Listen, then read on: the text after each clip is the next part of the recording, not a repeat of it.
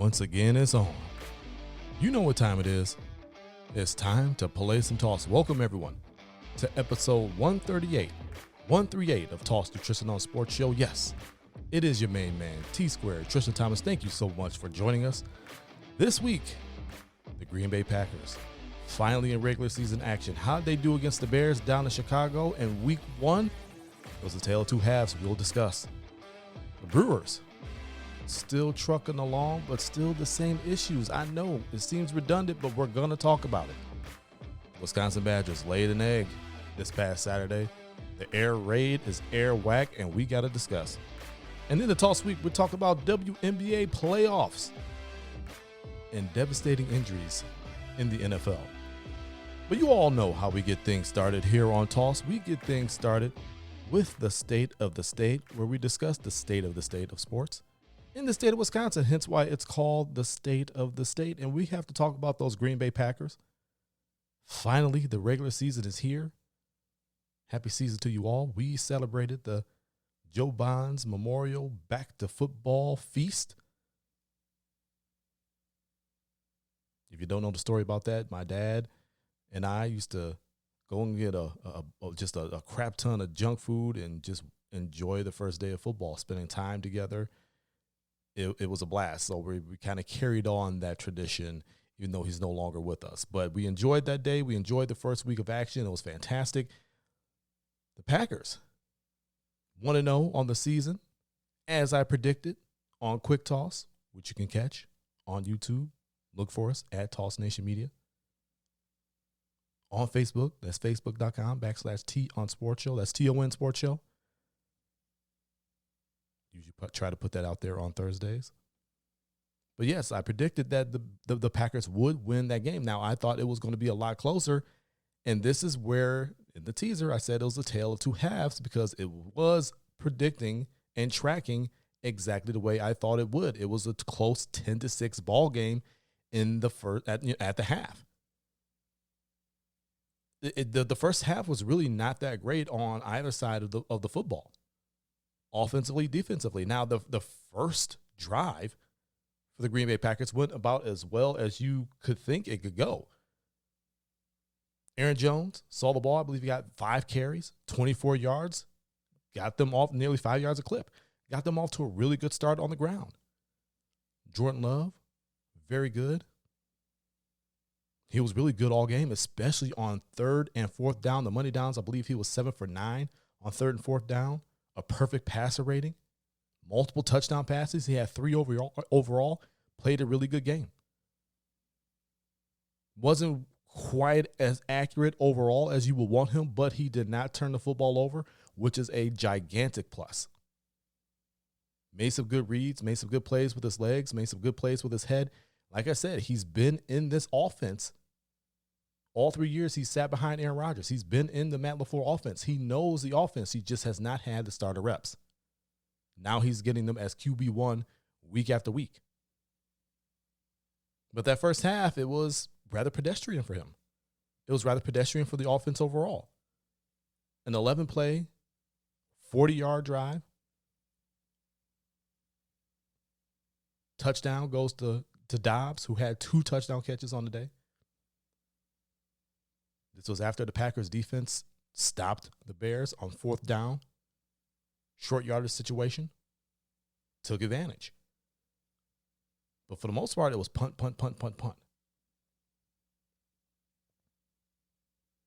Touchdown and field goal at the half. You held the Bears down to 6. Defense did some good things, but the defense also didn't do some great things. And we'll discuss that in a second.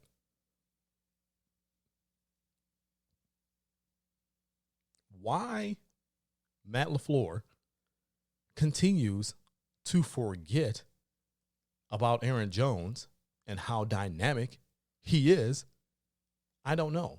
Because most of the offensive struggles came when he went away from Aaron Jones in that first half. After that first drive, after that 5 carries for 24 yards, he didn't touch the ball again. How do you not feed this factor back the ball? Now, Gary Ellison, who was a Green Bay Packers running back, who was a Badgers running back, radio personality here in the state of Wisconsin. He went on Twitter and said, hey, Aaron Jones is and has always been on the pitch count. And that harkens back to what everybody thinks. Oh, his size, he's not going to be as durable. And yeah, we've seen him get banged up at certain points of the season where he might miss a game or two. Okay, maybe there's something to it. But do you just completely abandon him for the rest of the first half and not really feed him the way you need to? I've never understood that. It's an indictment, and this has happened in multiple seasons now under Matt LaFleur with Aaron Jones. I simply just do not get it. This offense goes when he's able to flow. He gives you that dynamic, game-breaking playability. He is a danger on that field. Defenses notice, and they have to pay attention to him, to what he's doing, which gives you ample opportunity to get other guys open, ample opportunity to do other things. Use him as a decoy. Use him as the main guy on the play. I don't have to sit here and break it down on how dynamic he is. So abandoning him, not feeding him the football after that first drive caused you to struggle offensively. Now, can you give a little bit of credit to the Bears defense? Maybe a tiny bit, but overall, they pretty much got mauled by the offensive line of the Green Bay Packers.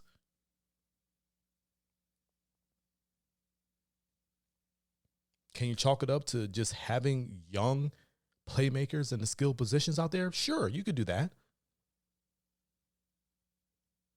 You didn't have Christian Watson, who is definitely your number one back, who is a game breaker himself. He's your number one wide receiver. Didn't have him. Dobbs slides up. Again, he had 2 touchdown catches. Not a whole lot of yardage, but you get it done in the red zone. It doesn't matter how much yardage you got. The rookie Reed slides in. Torrey slides in. Guys are playing in roles that they're not traditionally used to, but they showed up. Musgrave had a pretty good day. The rookie tight end. But the struggles in that first half were made by Matt LaFleur and Matt LaFleur himself, deciding to go away from Aaron Jones. And yeah, you got A.J. Dillon back there, but A.J. Dillon is the thunder to Aaron Jones's lightning.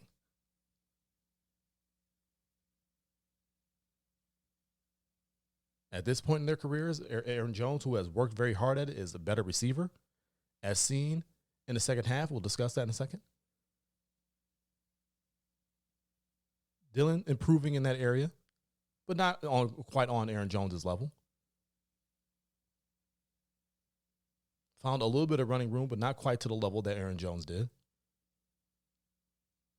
Still a very good 1-2 punch back there at running back. Defense, Joe Barry up to his old tricks again in that first half. Played very soft, and it really felt like the defense thought that tackling was optional. Most of the positive gains that the Bears had, especially in that first half, were from missed tackles by the Packers. Didn't do anything special. The Packers just didn't wrap up. Then you saw some soft coverage. Joe Barry, again, up to his old tricks. That made the first half a struggle to watch on both sides of the ball. Was not a great first half, but again, you went into the half with the lead. You got a field goal at the end of that half. You received the ball first, so you had a chance to double dip, and double dip the Packers did. After Matt LaFleur inexplicably just did not feed Aaron Jones in that first half, we got right to work feeding Aaron Jones in that second half. Big-time screen pass, big-time runs. Couple of touchdowns for Aaron Jones in that second half. Now, he pulled up lame on that second screen pass that he went the distance on. And he came out just a couple days ago saying, it was just a bite. I pulled my hamstring before. It did not feel like that. It was just a little bit of just a little bite. And I just want to thank the head coach, and I'm paraphrasing. He wanted to thank Matt LaFleur for doing what's best for him and taking precautions. So it seems to me that the injury is not as serious as we all thought it was. He was just taking precautions. Packers were so far up, and they were just dominating the line of scrimmage on both sides of the ball, offensively and defensively. They were absolutely mauling the Bears. So there was no reason to put him back in there to risk further injury or exasperate it and make it worse than what it was. So it sounds to me as if Aaron Jones will play this Sunday against the Falcons.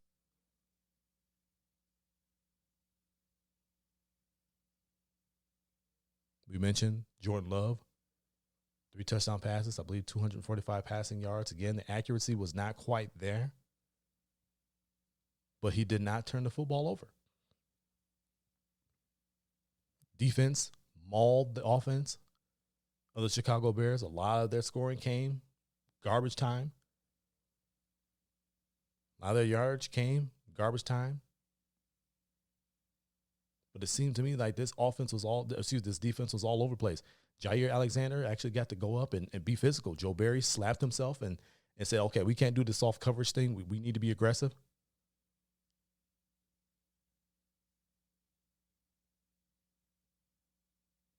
He's out there. He's covering guys. He's hitting guys. Defensive line was nasty. The rookie Van Ness with the sack looked pretty good out there.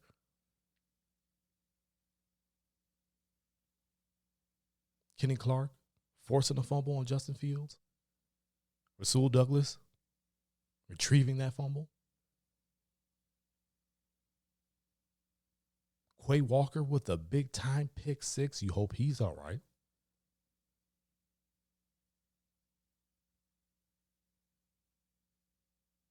A lot of people are going to say, oh, it's just the Bears. It's the Bears, and you can't really count them as a professional football team and, all the jokes and all that.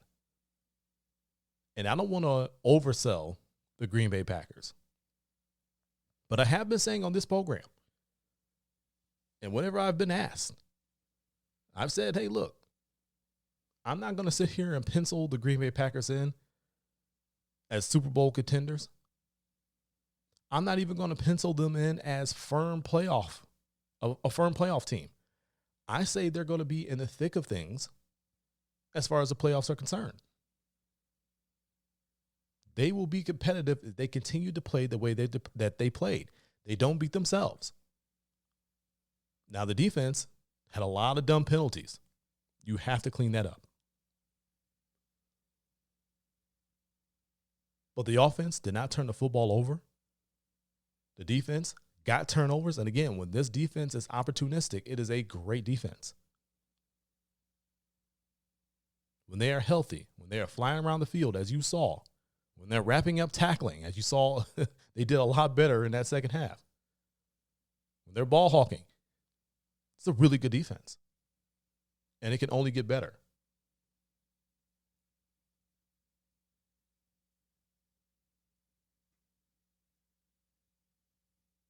But they are going to make life tough on teams, whether it's teams that you don't expect a whole lot from or teams that are solidified contenders. They will make things tough, which is why I believe they're going to be in the thick of things when you're talking playoffs.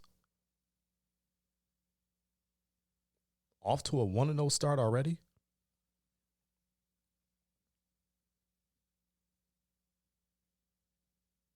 No turnovers from the offense. No turnovers from Jordan Love. Dobbs being a factor in the red zone. Musgrave showing some skill. Jones still a factor back. There's a lot to like about this Green Bay Packers team. But again, it's 1 week.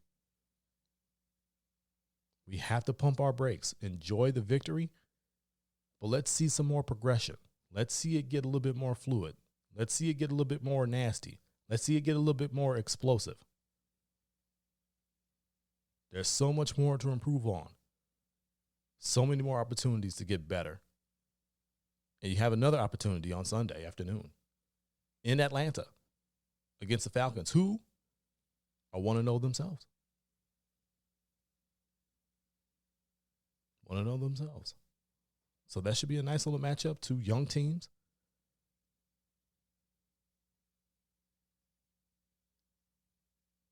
Atlanta is typically a tough place to play for the Packers.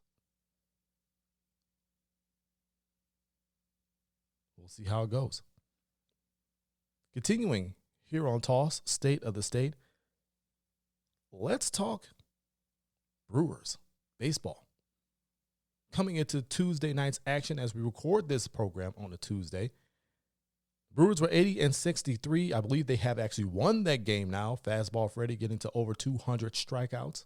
Congratulations to him. He gets the victory tonight, 6 1/3, 1 earned, 9 strikeouts.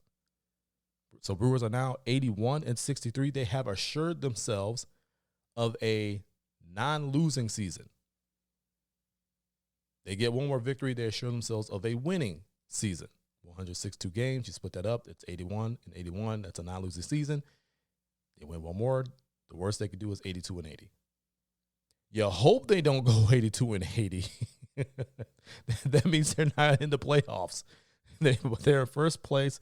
They're ahead of the Cubs right now. And you know I've been talking about the same thing when it comes to the Brewers.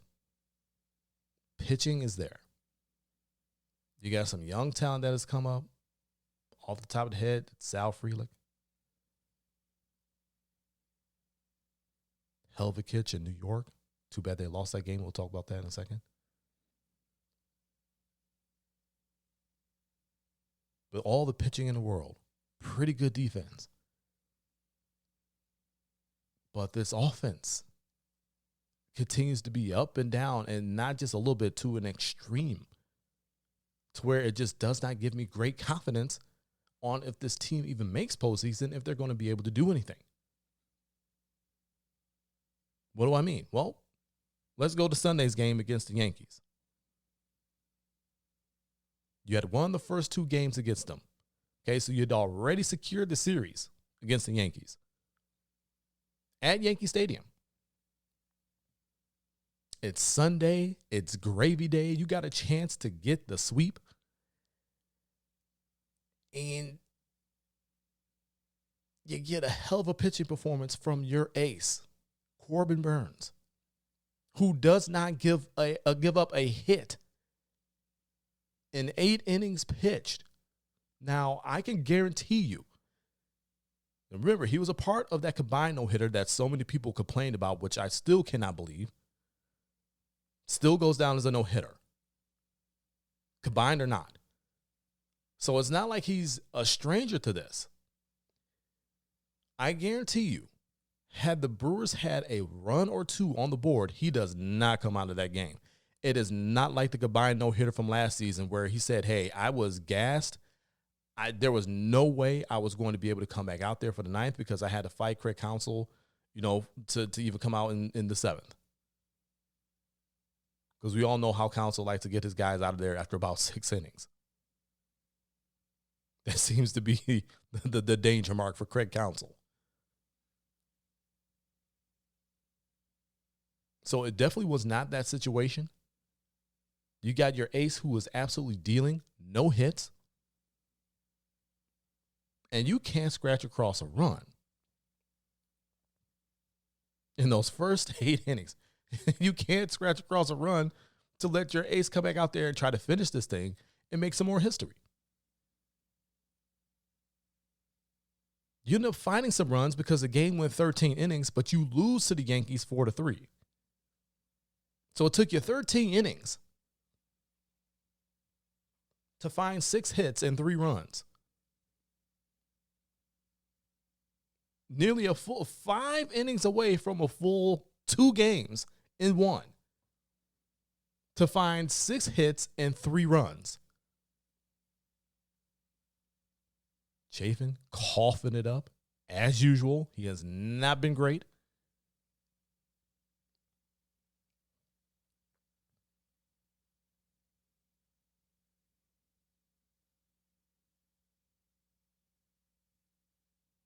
So you go from a 13-inning loss,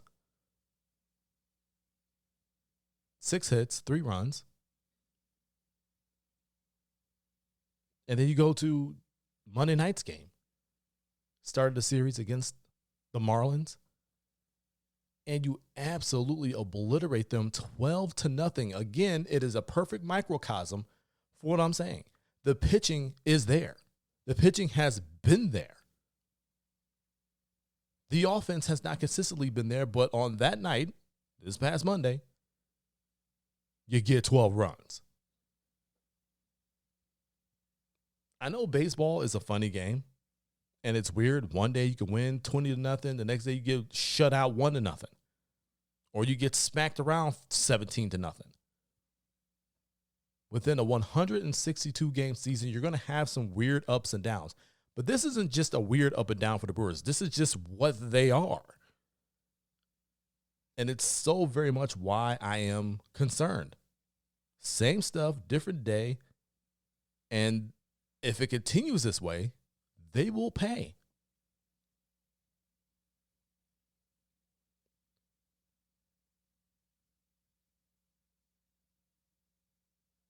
It has to get consistent, and you just hope that it will. But I'm not too sure. I don't have that much confidence that it will. And every day it gets closer to them clinching the Central. Every day it gets closer to postseason baseball being played. And if the Brewers are a part of it, it worries me. Can you even win a series being this inconsistent on offense? And now you got to worry about Yelich, who was a late scratch over the weekend with a back issue. So your catalyst, your table setter, it's not even there. Now you've been able to win those few games that he's been out, but that still calls for concern. But so is his offense. You hope they get it right. You hope they find some sort of consistency as the season draws nearer to a close and postseason baseball on the horizon. Either way you shape it up, Brewers are still in first. Still close. You still got the Cubs breathing down your neck. But you got to continue to handle business as best you can. And I guess this inconsistent offense is as good as the Brewers are going to get this season. Continuing here on Toss State of the State, we've got to discuss Wisconsin Badgers football. Now, I thought back and forth. I went back and forth about this. Maybe we should talk about Giannis and the fact that he's going to go visit Hakeem Olajuwon. And you know, Hakeem Olajuwon is the king of footwork, king of touch around the rim. One of the all-time greats. When you think about it, Giannis and he are similar. Both wear 34. Both dominant in the paint. Great footwork. Giannis has good footwork, but if he could get to the level of Hakeem and get some touch around the basket and get some tricks in his bag, that's dangerous to think about. So we discussed that a little bit, and I thought we were going to go in depth about that, but, you know, you could go and find that, the podcast and all that, where Giannis said all those things. Instead, I'm going to talk about Badgers football. Because last week I came on, and there's a few people in the DM saying, oh, you know, give me some flack about it, about me saying that the air raid was Air Wack. Well, after a 31-22 loss to Washington State, who won't even have a conference home next season because the Pac-12 don't even exist as of then. The air raid was Air Wack. Tanner Mordecai, still with happy feet. Still with a low IQ for making decisions and going through his progressions. Still throwing the ball late. Still not really putting together the positive drives. Yeah, he went 25 for 40. That's not great accuracy. 278 yards and a touchdown. But again, some really bad decision making. Not able to really sustain drives.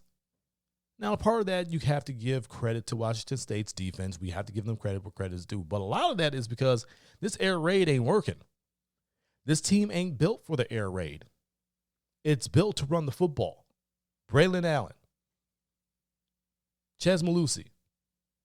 Now, neither one of them could get anything going on Saturday. Again, credit to Washington State's defense. Washington State's 2-0. They're now ranked. Wisconsin is not.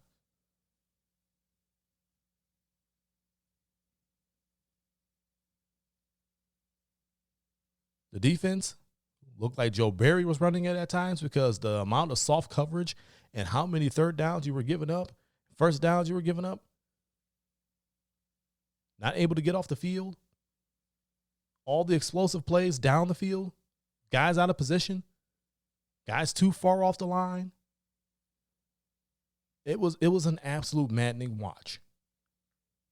This was a game that I fully expected to happen at some point this season. There is no way I thought the Badgers were going to go undefeated. But I did not have them penciled in for a week 2 loss. And a loss in this fashion. Luke Fickell has to make a decision. I know you brought the air raid to Wisconsin. And you want to run that. And it's only been 2 weeks.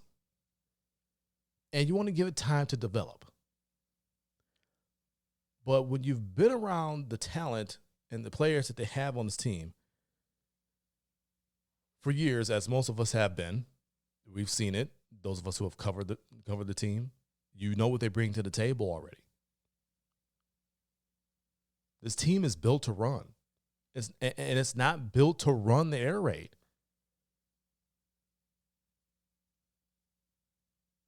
He's got to get together with his staff and try to marry the two and run this air raid off the run.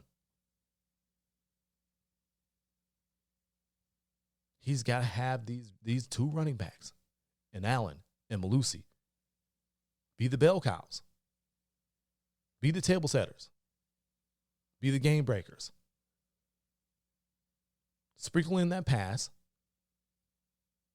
and in your recruiting, you recruit players who could run the air raid in its truest form. But this whole being stubborn about it is going to get you run out of Wisconsin real fast. Week 1, it was a very uninspiring play, and then the Badgers turned it up in the second half. But it was led by the run. There was nothing special that happened in the pass game. Not really. I mean, DK's out there trying to do work. He's showing up every week. But it doesn't look like it because the air raid is Air Wack.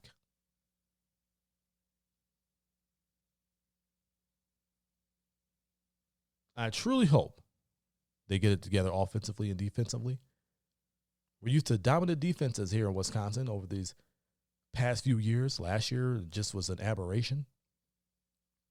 Talk about a program with one of the best defenses in the country. That's what we've grown accustomed to around here in the state of Wisconsin. And it looks nothing like that.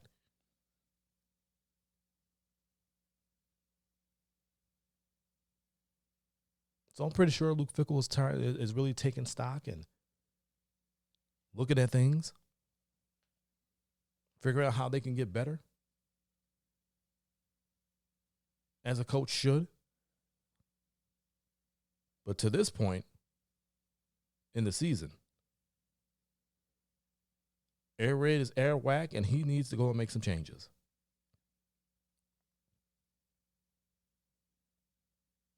And that's the state of the state. The Packers are 1-0. Looked good against the Bears. Got a test against another young, good team in Atlanta. Another opportunity to get better. The Brewers still in first place. Now 81-63, but their offense is too inconsistent for me to get excited about anything concerning postseason unless they can find some consistency and find it soon. And the Badgers, embarrassing loss at Washington State. But you knew it had to happen at some point. You just didn't think it was going to happen in week 2. You look for them to get a hell of a lot better. It's time for us to run the tall sweep.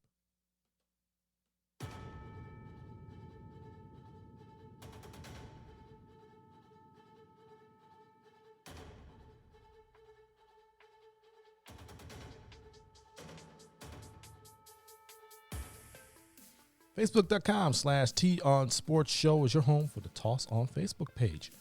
Touching a lot of things there that we don't necessarily get a chance to here on this program. Follow us. Facebook.com/TOnSportsShow. That's TON Sports Show. The WNBA Playoffs. The bracket is set. I'm so ready for it. A really good 40-game regular season. The Aces, best record in the league, 34-6.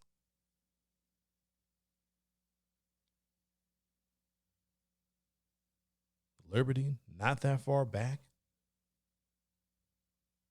All the seeding has been set. All the matchups have been set, and let's go through them. You're 1 versus 8. Now, the playoff format is this. Top 8 teams, regardless of conference, make the playoffs.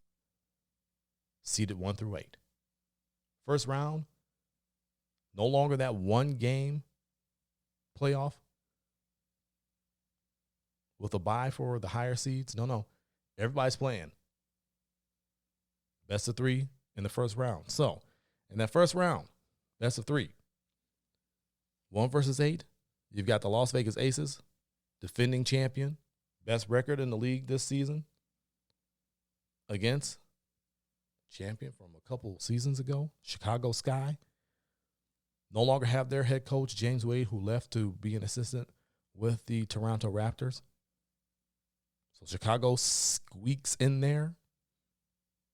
They were kind of floating around there. They got some wins and kind of solidified that spot and snuck in there. Obviously, I'm going with the Aces, but Chicago will make it a little bit more tough than a lot of people think. But I got to go Aces on there. Asia Wilson has just been playing on another level. I know everybody's going to look at Stewie and say, oh, yeah, she just recently came on. I'm not saying she didn't have a fantastic season all year, but she just recently came on. Asia's been doing this the entire season, including dropping 53, which was tied for the most points scored in a WNBA game, including playing depoy-type defense because she is the Defensive Player of the Year from last season. Oh, not to mention the MVP from last season. I think she's earned both awards again this season. It would be the second straight season she got MVP and depoy. She deserves it. So I got the Aces in that one. Your 2 versus 7 matchup, which is very intriguing. You got the New York Liberty and the Washington Mystics. Now, this is intriguing because, yes, we know about the firepower of New York. You got Stewie. You got Sabrina. You got Jonquel. They're on Benijah Laney. They've got a really good team. But the Mystics have a good team, too. You talk about Tasha Cloud. You're talking Shakira Austin. You're talking about EDD. Elena Deladon, who's back from injury, who's been playing well since she's returned from injury. And that ship has kind of been riding. They were really at the top, towards the top of the league before she got hurt. When she got hurt and had to sit, they started sliding down those standings. But then she came back and they kind of buoyed back up a little bit, got that 7 seed, and it's a dangerous matchup. They are really good defensively. But I think that eventually that firepower, I didn't even mention Sloot on New York Liberty's side. All that firepower for the New York Liberty, I think is just going to overcome what the Washington Mystics do. I mean, you could stop some, but you're not going to be able to stop all. And I think the Liberty will win that one. I would not be surprised about an upset. Again, this Mystics team, not that far removed from a championship themselves. Would not be surprised by anything can happen in a 3-game series. Anything. But I got the Liberty in that one. Your 3 versus 6 matchup. The Connecticut Sun with their own MVP candidate in AT, Alyssa Thomas. DeWanna Bonner there putting in work as well. Letitia Heidemann. But you got your AP Comeback Player of the Year. You're talking Nafisa Collier on the Lynx. If you remember, she gave birth last season. She came back with a couple of games remaining, which is still just wild to me. You gave birth, and then you come back to play within the same WNBA season in which you gave birth. It's amazing to me. Well, she got a full season in this year, and what a difference it makes. They are a better team, obviously, with Collier on the floor. This one, I wish I could say this was a toss-up, but I just think the Sun are going to win this. Alyssa Thomas, she is dominant in everything she does. She can score it. She can rebound it. She can pass it. You got DeWanna Bonner there. Again, Letitia Heidemann there. This is a really good all-around solid team. I don't see them. It's going to be a competitive series. Don't get me wrong. But I don't see them losing this first round matchup. I got the Sun in that one. And then your 4-5 matchup. You got the Dallas Wings. You got the Atlanta Dream. Milwaukee's own Enrique Gumbawale for Dallas. Satu Sabali, most improved according to the AP. These are two teams, especially the Wings, that I felt would take a step forward this season, and they have. Dallas definitely has. They're the 4 seed. Atlanta, their collection of young talent, led by Ryan Howard.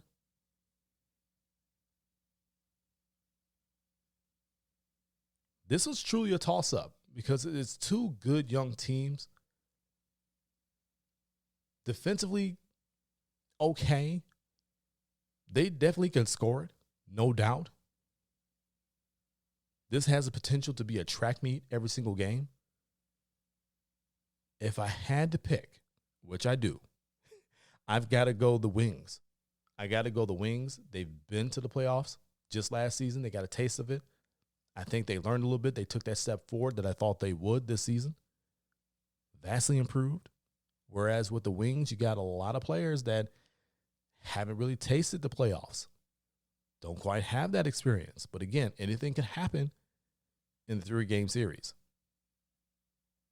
But I got to go the Wings on that one. So, to recap, 1 versus 8, I got the Aces over the Sky. 2 versus 7, I've got the Liberty over the Mystics. That's going to be a good series, I think. 3 versus 6, I've got the Sun overcoming the Lynx. Again, potential to be a really good series there. Very competitive. And then the 4 versus 5 matchup, which I think could be a track meet, all games, I've got the Wings edging out the Dream. All right, so to end the tall sweep, we've got to go over to the NFL. Some pretty devastating injuries. I mean, we're not even talking about all the hamstrings that have just been popping all over the place. It's just been wild with all the hamstring injuries that have put some premium pass catchers on the sideline. You know, you talk about the likes of a Cooper Kupp, Christian Watson, just to name a couple off top. Travis Kelce didn't have a hamstring, but, I mean, he had a really deep bone bruise, so he was on the sideline for week 1 action. Just a litany of ailments as far as with legs going on in the NFL. It's just wild. Now, the first week of action comes along, and Sunday Ravens lose J.K. Dobbins, torn Achilles. That might be his Baltimore career. I don't know if he suits up for them again when he comes back from this injury. I believe he's 27 years old, still young enough to come back from that injury and be a productive back. I just don't know, especially with the contract issues, that he comes back to Baltimore. And then, of course, the one that everybody's paying attention to that happened on Monday Night Football, Aaron Rodgers played all of 4 snaps for the Jets, 0 for 1 passing. His season is done after tearing his Achilles. Now, I speak on those 2 guys because, as I mentioned, J.K. Dobbins, back and forth with the Ravens about a new contract. Aaron Rodgers, we already know about that saga. People don't like Dobbins because he's going back and forth with the franchise about contracts. And then everybody doesn't like Rodgers off the field because, they think he's crazy and a liar and everything else. And you can feel how you want to feel about him off the field. But on that field, these are 2 talented players. Rodgers is talented, one of the greatest throwers of the football of all time. I get people being happy for someone else's misery as far as not winning football games because you feel scorned.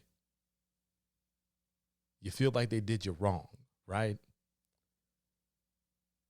Whereas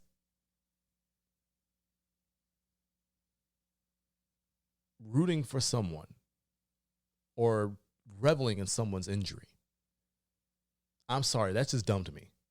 That's just weird to me. I don't want any success for Aaron Rodgers and the Jets when it pertains to the Packers. I mean, they can go out and have a fantastic season, but if you're coming across paths with Green Bay, I want 0 success for you. But I am not going to wish ill will. I'm not going to wish any type of injury on anybody. It's just weird to me that people were delighting that he got injured. I don't understand it. I never will understand that.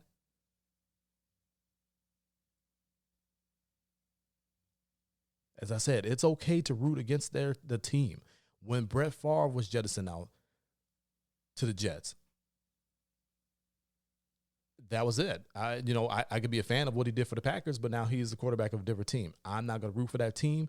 I want no success for them as far as it pertains to the Green Bay Packers. And then he jumped into the division on the Vikings, and then they beat and that whole thing, and we know the story. You can root against the team. You will not want success for the team. That's okay. But to root for somebody's injury, to take delight in that person's injury, stop it. Be better. All right, y'all. That'll do it for me. That was episode 138 of Toss Tristain on Sports Show. I'm all over social media. On Threads, at the 20 double, or at T squared, one of the 2. Just look for me. On YouTube, at Toss Nation Media. Fan base, at T squared. Facebook.com/T on Sports Show. That's TON Sports Show. On X, at the 20 double. Like I said, I am everywhere. Follow me in all those spots. But also follow us on TossNationMedia.com, your home for the Toss brand of sports. Truthful, opinionated, passionate sports. It's what you deserve. But, as I said before, it's time for me to get on up out of here. It's T-Squared Tristain Thomas reminding you to keep it moving forward. Always forward. Forward always. Until next week. So long from Toss.